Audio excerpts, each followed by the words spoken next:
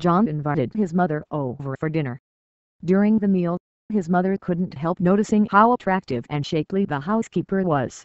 Over the course of the evening, she started to wonder if there was more between John and the housekeeper than met the eye. Reading his mom's thoughts, John volunteered, "I know what you must be thinking, but yes, you. My relationship with my housekeeper is purely professional." About a week later, the housekeeper came to John and said, "Ever since our mother came to dinner, I've been unable to find the beautiful silver gravy ladle. You don't suppose she took it, do you?" John said, "Well, I doubt it, but I'll write her a letter just to be sure." So he sat down and wrote, "Dear Mother, I'm not saying you did take a gravy ladle from my house, and I'm not saying you did not take a gravy ladle. But the fact remains that one has been missing ever since you were here for dinner." Several days later, John received a letter back from his mother, "Dear son, I'm not saying that you do sleep with your housekeeper and I'm not saying that you do not sleep with your housekeeper.